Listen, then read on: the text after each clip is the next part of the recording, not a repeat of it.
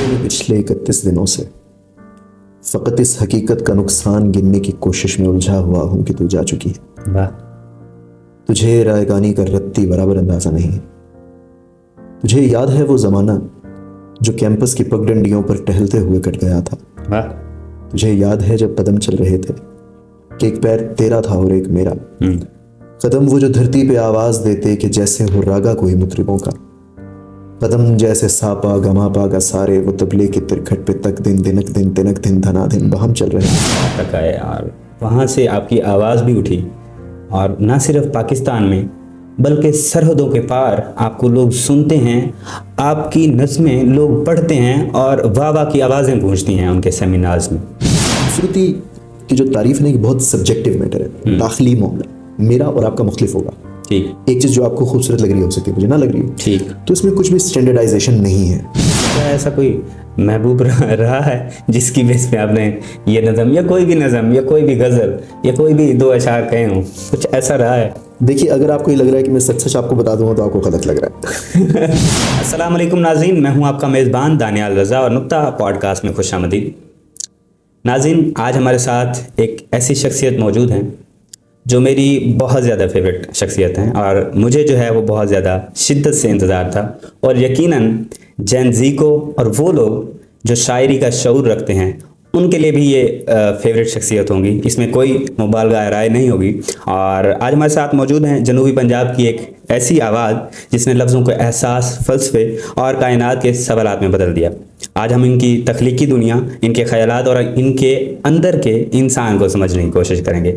हमारे साथ मौजूद हैं सुहेब मुगीरा सिद्दीकी साहब। ये वो शायर हैं जिनकी नज़म रायगानी एक शायरी नहीं बल्कि एक मुकम्मल सफ़र है। हम इनसे बहुत सारी बातें डिस्कस करेंगे। आप सब ने हमारे साथ जुड़े रहना है। अस्सलाम वालेकुम सुहेब भाई, कैसे हैं आप? वालेकुम अस्सलाम दानियाल, अल्लाह का शुक्र है। आप सुनाएं, खैरियत से हैं? जी अल्हम्दुलिल्लाह, अल्लाह का बहुत एहसान। कैसे गुजर रहे हैं शब रोज़ आपके? शब रोज़ जो है वो काम कारोबार में ज़्यादा गुजर रहे हैं, शायरी में कम गुजर रहे हैं। अच्छा। इसका दुख भी है, इसका इजाला करने की कोशिश भी कर रहे हैं। ठीक। बस अगर आपकी दुआएं रही तो इंशाल्लाह काम को खैर बात कहेंगे और शायरी की तरफ पलटेंगे। हमारी तो ज़रूर, हम तो ख्वाहिश रखते हैं और हमारे व्यूवर्स पाकिस्तान ख्वाहिश रखता है। मैं समझता हूँ बॉर्डर्स के पार भी लोग ख्वाहिश रखते हैं कि सुहेब मुगीरा जो है वो अपनी शायरी को आगे लेके जाए, और चूँकि लोग आपको पसंद बहुत करते हैं। मोहब्बत है लोगों की, और ख़ुसूसन आपकी मोहब्बत है, बल्कि उससे भी पहले मैं आपका शुक्रिया अदा करना चाहूँगा। आपने जिस मोहब्बत से बुलाया, आपका बहुत शुक्रिया। आपका बहुत शुक्रिया, आपने अपना कीमती टाइम दिया। ऑनर्ड। BS मैथ्स कम्युनिकेशन आपने पंजाब यूनिवर्सिटी से किया। जी बिल्कुल। और शायरी भी आप करते हैं, वहाँ से भी आपने कुछ लर्न किया होगा यकीनन। उसके बाद जैसे आप अभी बता रहे हैं कि एक तो आप जर्नलिज्म की तरफ नहीं गए, मीडिया को प्रॉपरली ज्वाइन नहीं किया, एक तो उसकी क्या वजह थी, और दूसरा आप अभी बता रहे हैं कि शायरी की तरफ भी थोड़ा सा कम टाइम दे पाते हैं और बिजनेस की तरफ आ गए हैं, इसकी क्या वजह है? देखिए, वो जमाल सानी का एक शेर है, पहले पहल घर से निकले हो ध्यान रहे, कुछ परदेस की लिखना अगर आसान रहे, दूर दराज से दाना दुनका लाने वालों, रास्ता देखने वालों का भी ध्यान रहे। क्या बात है। तो आप तो बहुत रिलेट कर सकते हैं इस बात, आप मेरे शहर से। बिल्कुल ऐसे। हम बहुत दूर दराज से जब किसी शहर में आते हैं तो हमारे कंधों में बहुत जिम्मेदारियां होती हैं। ऐसे ही है। हमें जिनके लिए दाना लेने आए थे उनकी तरफ भी देखना होता है, अपनी तरफ भी देखना होता है। तो मुझे लगता है कि ये एक हसास शख्स के लिए, वो शख्स जो शेर कह पा रहा है, शेर लिख रहा है, एक हसास दिल के लिए ये चॉइस बड़ी क्लियर है। मुझे पहले उन लोगों का सोचना है जो मुझसे वाबस्ता हैं, जिनके लिए मैं कुछ कर सकता हूँ, जिनकी ज़िंदगी में आसान बना सकता हूँ। अपना शौक़, अपनी शायरी वो बाद में देख लेंगे। तो मैंने अपना जो सारा ध्यान है वो काम की तरफ रखा है, कारोबार की तरफ रखा है, और अल्हम्दुलिल्लाह हम उसमें बहुत अच्छा ग्रो भी कर रहे हैं। लेकिन इंशाल्लाह मैंने ये प्लान भी किया हुआ है कि वक्त से पहले हम वहाँ से एग्जिट लेंगे और पलटेंगे अपने शौक़ की तरफ, अपनी शायरी की तरफ। सही। अच्छा, पहले जो आपका फोकस है वो दाना पानी की तरफ है, शौक जो है वो चलते रहेंगे। सुहेब भाई, आपकी शायरी में साइंस, फ़लसफ़ा और कायनात के तसव्वुरात नज़र आते हैं, ख़ुसूसन रायगानी में। क्या इसके पीछे क्या वजह है और इसका कैसे इम्तज़ाज कैसे बनता है इस चीज़ का? इसमें सबसे अहम चीज़ तो तभी मैलान है। आपकी तबीयत किस तरफ जाती है, आपका दिल क्या बातें करने का करता है। ठीक। तो मेरा जो मिलान है वो बचपन से अब तक भी इन सवालात की तरफ ज़्यादा है। अब हमारी कायनात की तरफ, कुछ फंडामेंटल, कुछ बुनियादी सवालात की तरफ जो हमसे आज तक हल नहीं हुए, जिनके जवाबात हम में से किसी के पास नहीं है, ठीक, वो मुझे ज़्यादा परेशान करते हैं। किसी को नहीं करते होंगे। जिसका दिल जिस दुनिया में लगता है वो उस दुनिया की कहानियाँ ले आता है। तो मेरा दिल इसी दुनिया में लगता है, फ़लसफ़े में लगता है, साइंस में लगता है, इल्म अदब में लगता है। तो मैं वो मेरी शायरी के अंदर नेचुरली आ रहा होता है, मैं उसको फोर्सफुली नहीं डाल रहा होता, मेरे अंदर से निकल रही होती है। वक्त ज़्यादा गुजरा हुआ है, पढ़ा ज़्यादा इन चीज़ों के बारे में, तो वो नज़्म का हिस्सा खुद ही बन जाती है। इसमें मेरा शऊरी इख्तियार ना होने के बराबर होता है। क्या बात है, ये तो बहुत अच्छी बात है। ये सारी चीज़ें आप जब लिखते हैं तो यकीनन देखने वालों तक, ऑडियंस तक पहुंचती है, तो आप इस क्या समझते हैं, आपको इस चीज़ का यकीन होता है या आप ये सोचते हैं कि जो सुनने वाले होंगे, और स्पेशली जनरेशन जी जिसका आजकल बड़ा एक ट्रेंड है, और लोग जो है वो डिफरेंट कंटेंट बनाते हैं जन जी के लिए, जी 2020 से 2000 से बाद के जो लोग हैं उनके लिए, कि ये उनके लिए भी मुफीद रहेगी क्या, वो इस चीज़ को सुनेंगे और समझने की कोशिश करेंगे? अच्छा, जब मैंने लिखना शुरू किया था तो मैंने इसके बारे में बिल्कुल भी नहीं सोचा था कि क्या लोगों को ये समझ आएगा, क्या लोग इसे पसंद करेंगे, क्या ये उतर पाएगी लोगों के जहनों में। ठीक। पहला रवैया मेरा अपनी शायरी की तरफ यही रहा है कि जो मैं महसूस करता हूँ थोड़ा सा खुल के लिख के देख लेता हूँ क्या होता है। अहमद फराज की ना एक बड़ी खूबसूरत बात है, उन्होंने कहा कि शायर के पास ना दो चॉइसेस होती हैं लिखने वाले के पास। ठीक। एक ये कि वो अपनी मसनद से उतरे और अवाम उन्नास में घुल मिल जाए, ठीक। उनके मुताबिक उनकी चीज़ें लिखना शुरू कर दे। दूसरा ये कि अवाम उन्नास में उतरे, उनका हाथ पकड़े और उन्हें अपनी मसनद तक लेकर आए, उन्हें अपनी दुनिया दिखाए, उन्हें अपने साथ बुलंद करे मयार में और हर चीज़ में।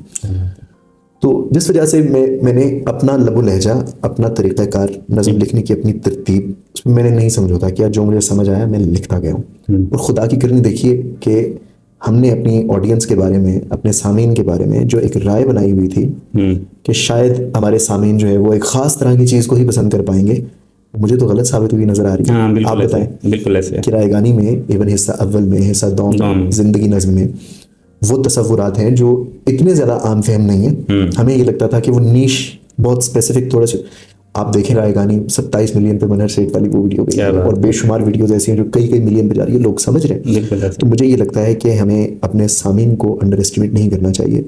मैं ये समझता हूँ कि सामीन समझदार होते हैं, सामीन पढ़े लिखे होते हैं, सामीन समझते हैं चीज़ को। आप पूरे एतमाद से लिखें, वो आपका साथ देंगे, रिस्पॉन्ड करेंगे आपको। ठीक। बचपन से आप कहानियाँ लिखते थे जी, स्क्रिप्ट लिखते थे जी।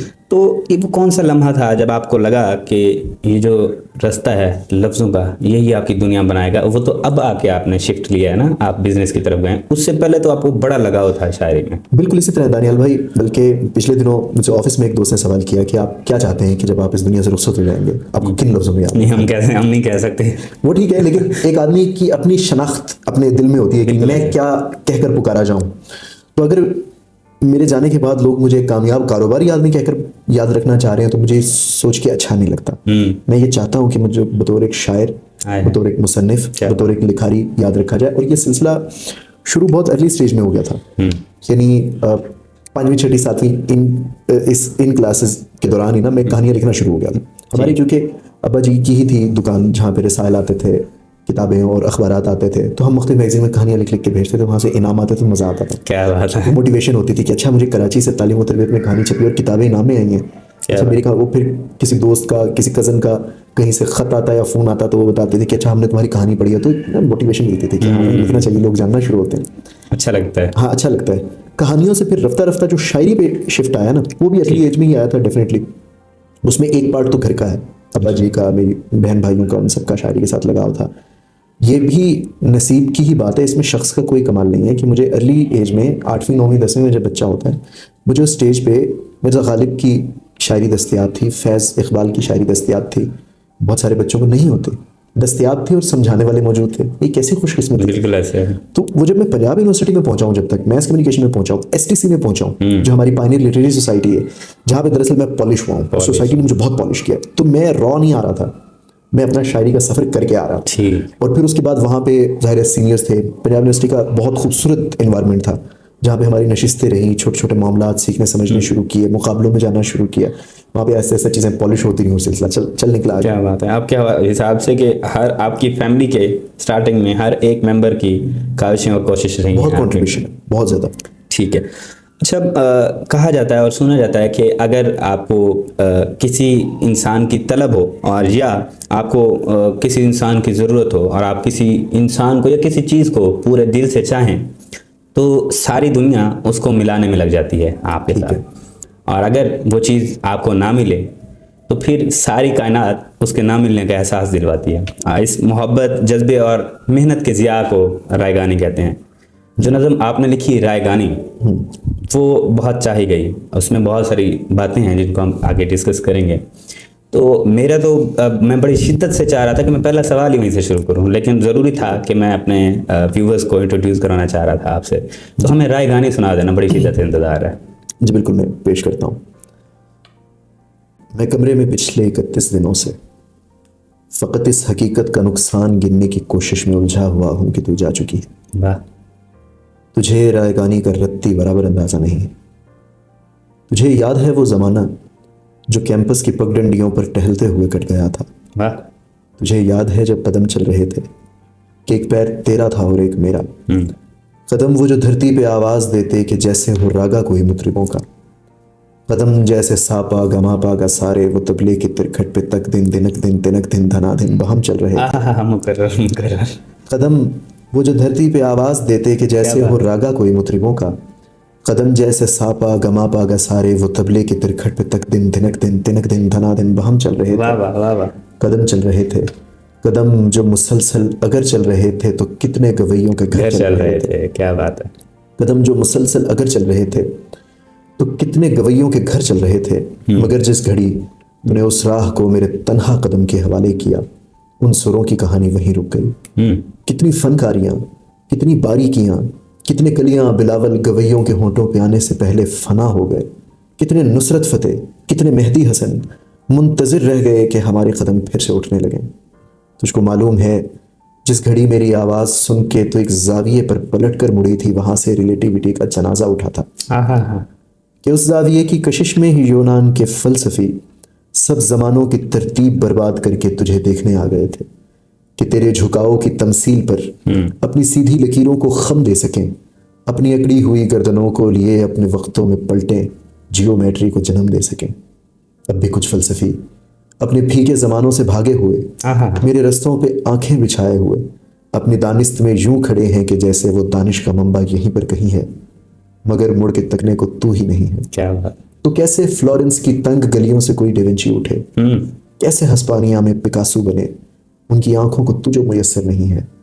ये सब तेरे मेरे इकट्ठे ना होने की कीमत अदा कर रहे हैं कि तेरे ना होने से हर एक ज़मा में, हर एक इल्म फ़न में, हर एक दास्तां में कोई एक चेहरा भी ताज़ा नहीं है।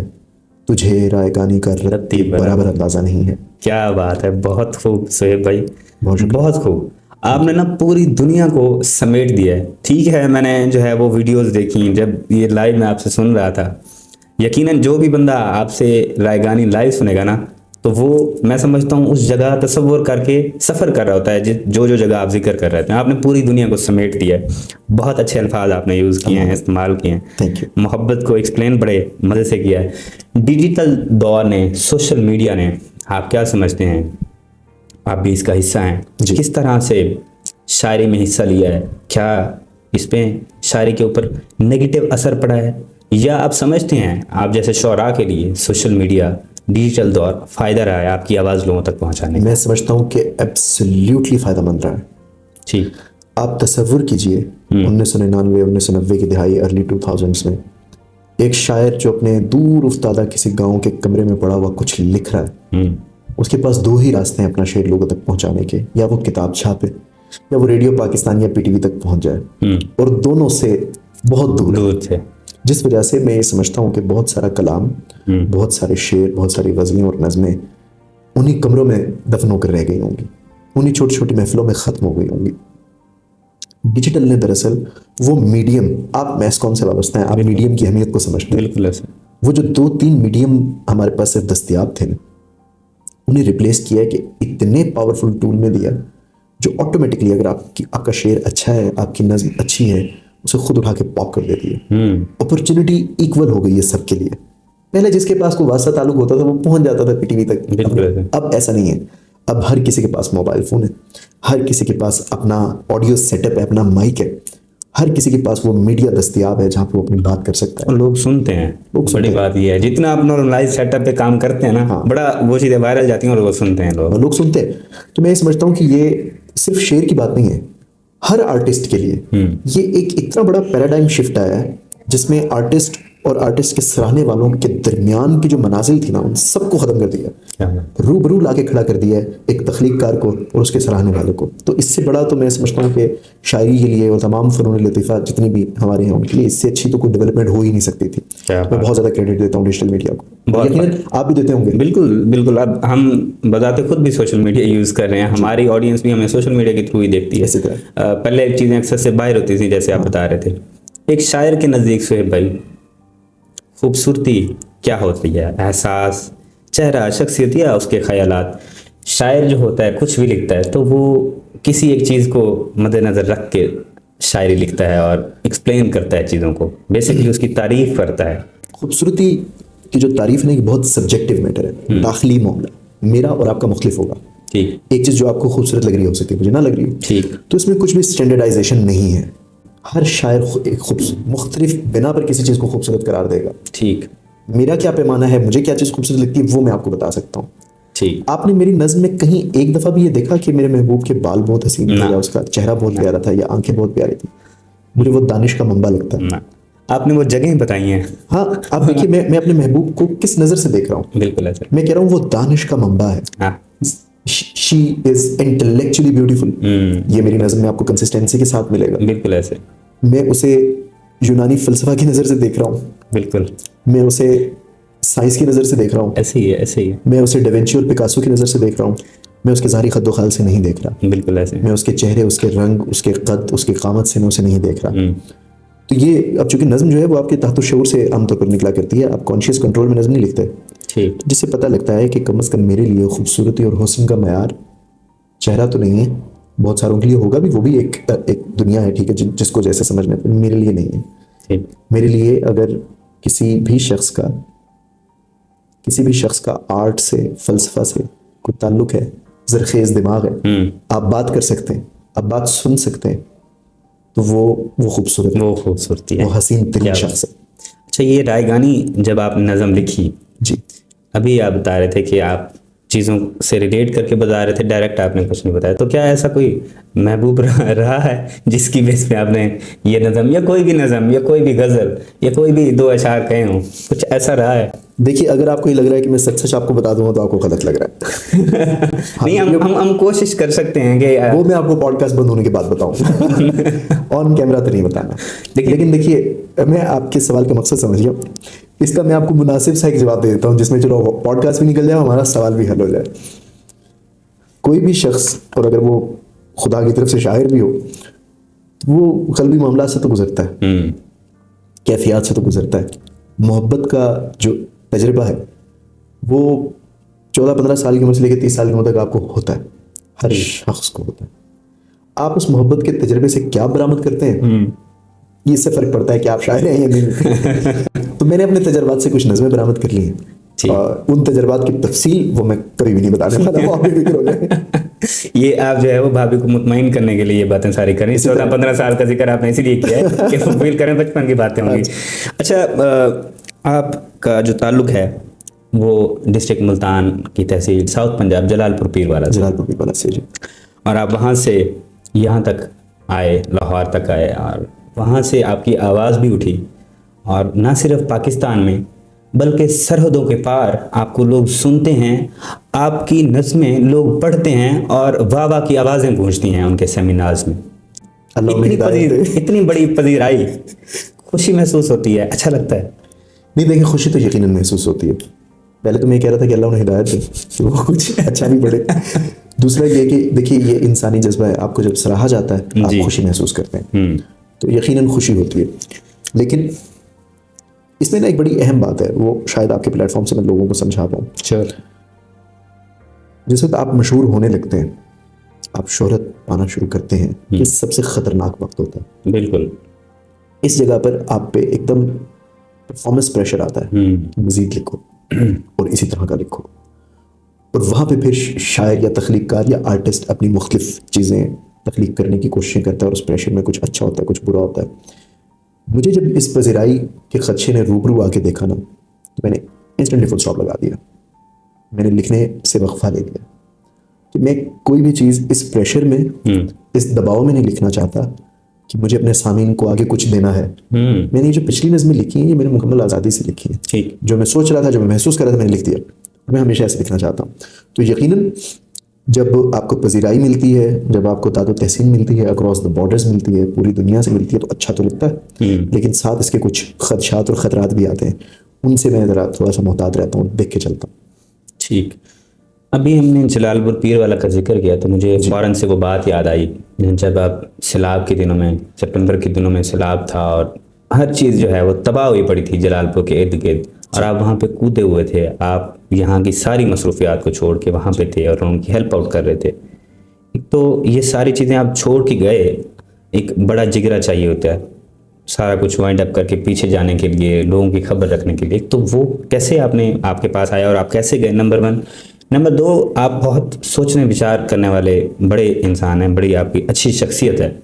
आपने एनालाइज किया कि क्या ऐसा था जिसकी वहाँ पे कमी थी और क्या ऐसा हुआ कि जिसकी बिहाफ पे लाखों हज़ारों लोग दरबदर हुए। आफत अल्लाह की तरफ से होती है, इस पर कोई शक नहीं है, क्योंकि आपका ताल्लुक और मेरा ताल्लुक वहीं से, और यकीनन हमारी ऑडियंस भी मोस्टली वहीं से या कहीं से भी होंगे तो वो इस बात को सुनना पसंद करेंगे।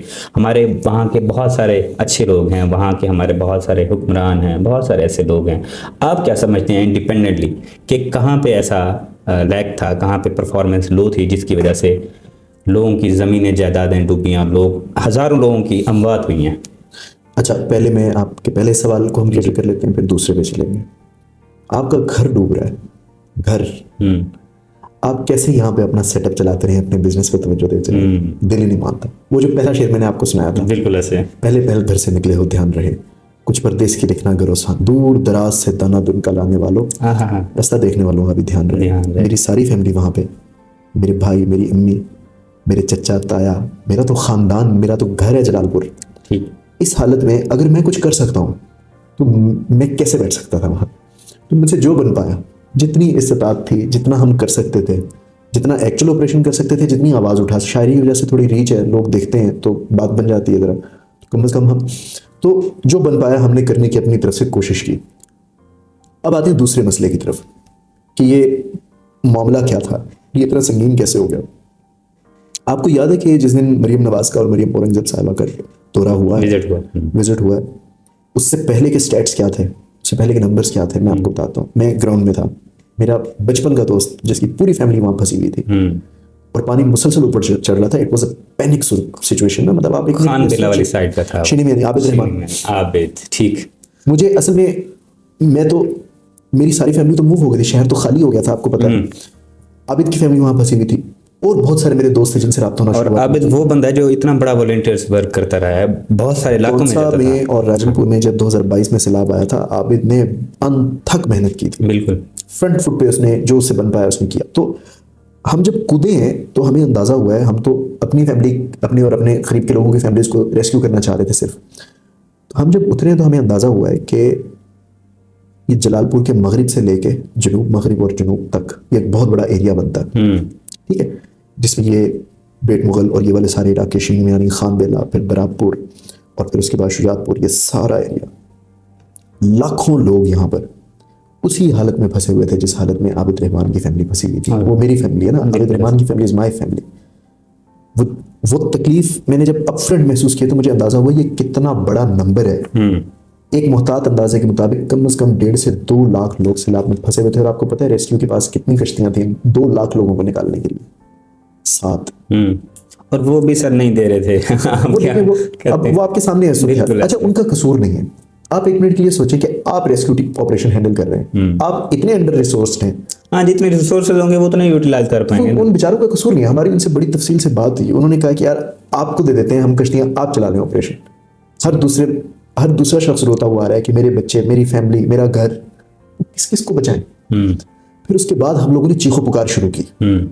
मेरे जितने दोस्त थे मीडिया में, मैंने उन्हें कॉलिंग, उस टाइम पे अभी तक मेन स्ट्रीम मीडिया में बात नहीं हो रही थी मरीम नवाज के ट्रिप के दौरे से पहले, मुझसे जितना बन पाया वो आंखों के सामने। और फिर फुतीदगी की इतलात आना शुरू हुई ना, हमारे कश्तियां डूबी हैं, बच्चे छोटे छोटे, इतना मतलब डॉक्टर फयाज के बच्चे, वो कश्ती उल्टी थी, वो दोनों बच्चे छोटे मासूम बच्चे थे, उनकी अमात हो गई। भी हमारे जानने वाले लोग हैं यार, बिल्कुल ऐसे। वो किरदार जो हमारे साथ बड़े हुए हैं, हमारी आंखों के सामने उनकी लाश तैरती हुई आ रही है, अब कैसे चुप बैठे? ऐसे ही है। फिर उसके बाद जब हमें यह समझ में आया कि यार ये हमारे बस का नहीं है, ये डिजास्टर हमारे पद काट से बहुत बड़ी है, आप और मैं मिलकर से नहीं संभाल पाएंगे। फिर हमने शोर मचाना शुरू किया। मेरा उस दूर का आप सोशल मीडिया देखें तो जितना मैं शोर मचा सकता था मैंने मचाया। मैंने फिर अपने दोस्तों से कहा, जो इन्फ्लुएंशियल दोस्त थे उनसे कहा, मैंने तहजीब भाई से, हाफिज भाई से कहा कि आप शेयर करें, बाकी शोरा से कहा, मीडिया में जितने दोस्त थे मैंने सुबह दोपहर शाम फोन करना शुरू किया कि यार खुदा के लिए इंसानी सानिहा एक हमारा इंतजार कर रहा है, पानी बढ़ रहा है, वो जो लोग वहाँ फंसे हुए उनके पास खाना पानी कुछ नहीं है, कुछ तो करें उनका। फिर उसके बाद हम लोगों ने भी जोर लगाया जितनी कश्तियाँ आ सकती थी। मेरा ज़्यादा जो मेरा पेनफुल पार्ट था, जो मेरी इन्वॉल्वमेंट थी वो रेस्क्यू के लिए थी, क्योंकि बाकी मामला तो हो जाते हैं, आपने लोग बचा लिए, खाने का इंतजाम, मुखैरीन हजरात मौजूद हैं, बिल्कुल ऐसे बहुत सारे, पूरी दुनिया सपोर्ट करने के लिए। ये एक टेक्निकल काम है और ज्यादा अलार्मिंग और रेड फ्लैग रेस्क्यू करना। तो हमने अपना सारा फोकस रेस्क्यू पे रखा। हमने फिर मेरी जो आपी है बड़ी बहन, वो चूंकि CSP है माशाल्लाह, तो उनके कुछ कनेक्शंस वगैरह थे, हमने उनके थ्रू बहुत बात फैलाई कि हम एक दफा मरियम का यहाँ पे ट्रिप करवा दें CM पंजाब साहिबा का, कि वो एक दफा खुद आके देख लें हालात क्या है। फिर उसके बाद खैर मुश्तरका कोशिश से जब CM साहिबा का ट्रिप हुआ है, अगले दिन मेरा ख्याल है कि पाकिस्तान की तारीख का सबसे बड़ा रेस्क्यू ऑपरेशन हुआ। ऐसे ही है। फिर सैकड़ों कश्तियां थी, आर्मी आ गई, और फिर अल्लाह का शुक्र है कि हम तो ऐसा नहीं है कि हमने कोई कारनामा बहुत बड़ा सर अंजाम दिया है, हमने तो बेर मिनिमम किया है, कम से कम जो हम कर सकते थे हमने सिर्फ वो किया है। तो अल्लाह बस हिफाजत रखे हमारे घरों की, हमारे शहरों की, हमारी बस्तियों की। अल्लाह करे कि सख्त वक्त ना आए हमारे ऊपर दोबारा। ठीक, बहुत टफ हो गया था, बड़ा ही जो है वो मैं तो उस सारे मामले को सोचने लग गया था। हम बैक टू द प्रोग्राम आते हैं जी। तो आपकी गज़ल है ऐसी शदीद रोशनी में जल मरूंगा मैं। वो गज़ल इतनी प्यारी है कि मैं चाहूँगा आप मेरे व्यूवर्स को सुना दें और उनके साथ शेयर करें। जी, मैं गज़ल पेश करता हूँ। ऐसी शदीद रोशनी में जल मरूंगा मैं, ऐसी शदीद रोशनी में जल मरूंगा मैं, इतने हसीन शख्स को कैसे सहूंगा मैं। वाह क्या बात है। मैं मरकज़े से दूर हूं पर दायरे में हूं, मैं मरकज़े से दूर हूं पर दायरे में हूं, जिंदा रहा तो तेरे गले आ लगूंगा मैं। वाह क्या बात है। मुझसे मेरा वजूद तो साबित नहीं हुआ, मुझसे मेरा वजूद तो साबित नहीं हुआ, तू आंख भर के देख ले होने लगूंगा मैं। हाँ क्या बात। मैं वो अजीब शख्स हूं कि चंद रोज तक पागल न कर सका तो उसे मार दूंगा मैं। बहुत खूब, बहुत कमाल। ऐसा कोई शेर जो आपके दिल के सबसे ज़्यादा करीब हो और आप समझते हो कि उस शेर में मेरी शनाख्त ज़ाहिर होती है और आप समझते हो कि यार ये शेर ना मुझे कंक्लूड करता है, मेरे ऊपर पूरा उतरता है। असल में चूंकि मेरा मेजर नहीं है गज़ल ना, मेरा माइनर सब्जेक्ट है। ठीक है। गज़ल मैंने कम लिखी, 2-4 ही हैं गज़ल, नज़्म मैंने ज़्यादा लिखी है। तो यूँ समझ लीजिए कि जो मेरे दिल के करीब तरीन नज़में जो ज़्यादा इजहार करती हैं मेरी ज़िंदगी का, मेरे फ़लसफ़े का, मैं क्या सोचता हूँ क्या समझता हूँ, वो रागानी हिस्सा दोम और ज़िंदगी, ये 2 नज़में हैं। अगर आप ये जानना चाहते हैं कि मैं क्या सोचता हूँ तो आप ये नज़में पढ़िए। उसमें तो आपने तबाही फेर दिया ना रागानी पार्ट 2 में, वो भी जो है 1 से ऊपर। मैं आपको 2 शेर और सुनाता हूँ। हाँ ज़रूर, क्योंकि वो तवील नज़में हैं, वो लिंक वगैरह लगा दीजिएगा, जिसको जो देखना चाहें वो देख लें, ज़रूर। लंबा काम। मैं आपको 2 अशार सुनाता हूँ।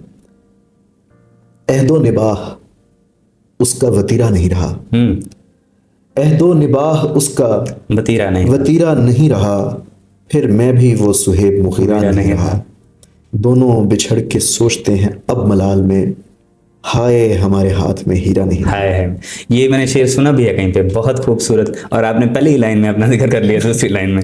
अच्छा सुहेब भाई, वेरी लास्टली, आखिर में हमारे नौजवानों के लिए, आप छोटे से शहर से हैं, आप दर्द समझते हैं और आप समझते हैं कि हमारे लोगों को किस चीज़ की ज़रूरत है, तो हमारे छोटे शहरों के बड़े लोगों के लिए क्या मैसेज देना चाहेंगे? बड़े लोगों से आपकी क्या मुराद है? मैं समझता हूँ उनके ज़र्फ, उनके ज़मीर बड़े हैं, उनके दिल बड़े हैं। हाँ। तंग दिल नहीं है।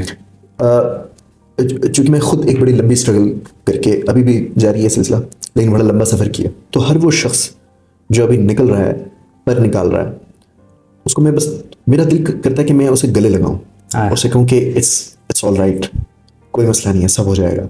थोड़ा वक्त लगेगा, थोड़ा मुश्किल टाइम आएगा, थोड़ा उतार चढ़ाव आएगा, ये ज़िंदगी का हिस्सा है, लेकिन बस हारना नहीं है। क्या बात है। बस रुकना नहीं है, कोई मसला नहीं है। और मैं पूरी तरह रिलेट कर सकता हूँ कि जो एक शख्स हमारे जैसे किसी भी शहर से निकल के एक लड़ाई लड़ने के लिए जब एक जगह आता है ना, तो वो 0 से नहीं भागना शुरू करता, बिल्कुल वो नफी 100 से भागता है। उसे पहले तो सिफर होने के लिए एक बड़ा लंबा सफर करना पड़ता है, ऐसे ही। फिर आगे का सफर शुरू होता है। तो मैं बस उन्हें ये कहना चाहूंगा कि थोड़ा हौसला रखना है, दिल बड़ा रखना है। इंसानों पे ही हालात आते हैं, इंसानों पे ही मुश्किलें बढ़ती हैं, उन्हें झेल कर ही हम वो कुंदन बनते हैं ना, जो हाँ, हाँ, हाँ। आप वो एक सफर से गुजरते हैं तो आप कुछ बनते हैं। तो वो पार्ट ऑफ प्रोसेस है, उसे तकलीफ और मसाइब ना समझिएगा क्या बात। और लगे रहिएगा। वेरी, बहुत अच्छी बात, वेरी इंटरेस्टिंग। आखिर में मुझे जो है वो 2 लाइनें याद आ गई हैं। हमारे एक बहुत ही अच्छे ऐसा नाम है, आप भी उनके जानने वाले हैं, और एक बड़ा शेर ये दोहराते हैं कि मैं व्यापारी लफ्ज़ों का, मैं व्यापारी सोचों का, इन लफ्ज़ों और सोचों को मैं बेच के रोटी खाता हूँ। आपके जो अल्फाज होते हैं ना, बेसिकली मैं अब आपके साथ बैठा हूँ तो मैंने ये रियलाइज़ किया है, मुझे ये आइडिया हुआ है, सबसे जो बड़ी चीज़ होती है मैं समझता हूँ इंसान की ज़ुबान होती है, इसी तरह। उनके अखलाक होते हैं, और वो सारी चीज़ें अच्छी तब होती हैं जब आपका हाफ़ज़ा होता है, आप पढ़ते हैं, एनालिसिस करते हैं, कैथारसिस करते हैं। माशाल्लाह, बहुत ही अच्छा लगा आपसे बात करके, बहुत इंटरेस्टिंग आपकी जर्नी। यकीन मानिए, मैं आपको बताऊं कि माजर चाहता हूं कथा कलामी की, लेकिन मैंने काफ़ी सारे पॉडकास्ट, काफ़ी सारे इंटरव्यूज़ किए हैं।